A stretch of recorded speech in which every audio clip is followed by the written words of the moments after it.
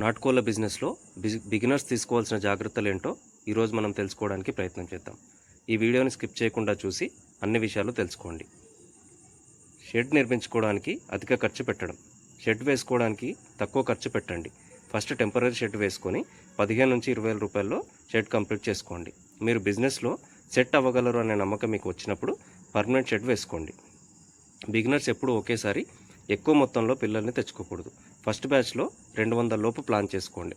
మీరు సెట్ అవ్వగలరు అనుకుంటే సెకండ్ బ్యాచ్లో 500 నుంచి 1000కి పెంచుకోండి. బ్రీడ్ సెలెక్షన్ ముందు రైతు పెంచే నాటుకోళ్ళు ఎగ్స్ కోసమా లేక మీట్ కోసమా అనేది డిసైడ్ చేసుకోవాలి.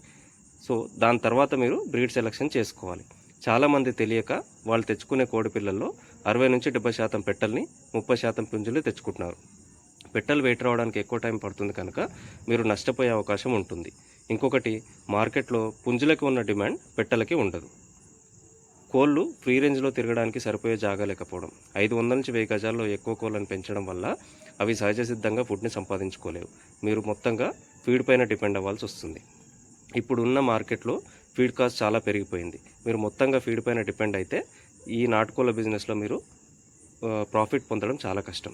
ఇన్ఫెక్షన్స్, తక్కువ ప్లేస్లో ఎక్కువ కోళ్ళను పెంచుకోవడం వల్ల కోళ్ళకి అనేక రోగాలు వచ్చి చనిపోయే అవకాశం ఉంటుంది. మీరు ఎప్పుడూ ఎక్కువ లేబర్ పైన డిపెండ్ అవ్వకండి. వాళ్ళు లేకపోయినా 4 రోజులు రాకపోయినా మీరు మేనేజ్ చేసుకునే సిచ్యువేషన్ ఉండాలి. చాలామంది మార్కెట్ తెలుసుకోకుండా ఫామ్ స్టార్ట్ చేస్తున్నారు.